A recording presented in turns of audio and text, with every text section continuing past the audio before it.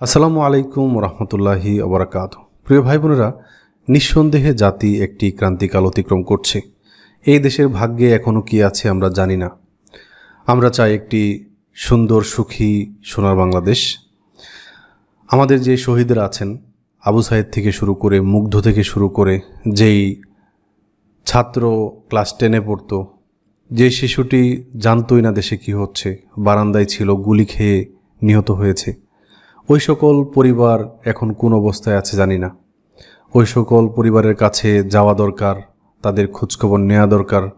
পাশাপাশি যেই সব রাজবন্দীরা অলরেডি নিহত হয়েছেন, শহীদ হয়েছেন, যে আয়না ঘর আমরা দেখতে পেলাম, এতটুকু একটা জায়গার মধ্যে কিভাবে মানুষকে বন্দি করে রেখেছিল।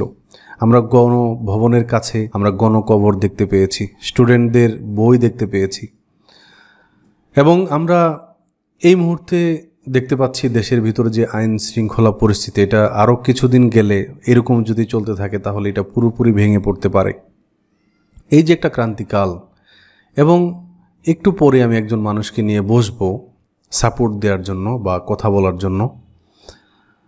ওনার একটা ক্লায়েন্ট ছিল আপওয়ার্কের, এই জবটা দিয়ে উনি ওনার পরিবার চালাতেন।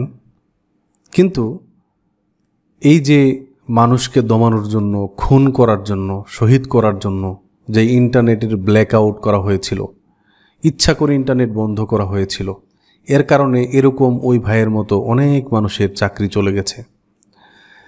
অনেক মানুষ নিজেদের চাকরি থেকে বঞ্চিত।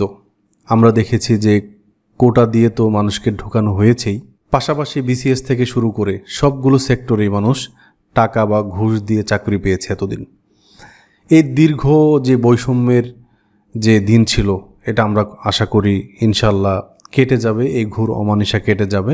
আমাদেরকে সজাগ থাকতে হবে এবং দেশের আইন শৃঙ্খলা পরিস্থিতি নিজে কখনোই আমরা ভাঙব না, কোনো মানুষের বাড়িতে হামলা করব না, আমরা লুটপাটে জড়িত হব না। আমরা যে হারে দেখেছি গতকালকে, এটা আমরা করব না। এবং একটা বিপ্লব, এটা কিন্তু একটা বিপ্লব হয়েছে, একটা গণ অভ্যুত্থান হয়েছে, এটাকে নস্যাৎ করে দেওয়ার জন্য এখনও কুচক্রী মহল অ্যাক্টিভ আছে।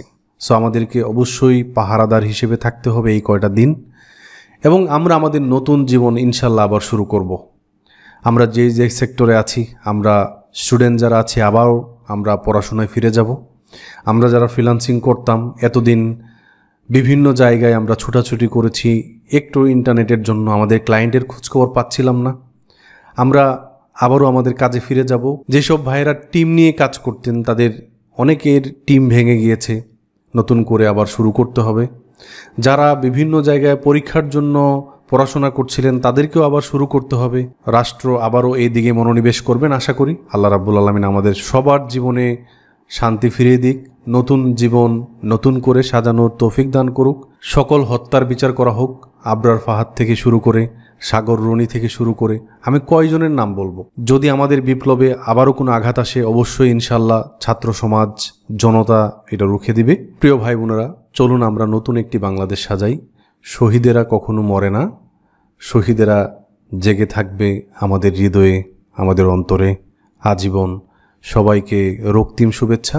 আসসালামু আলাইকুম ওয়া রাহমাতুল্লাহি ওয়া বারাকাতুহু।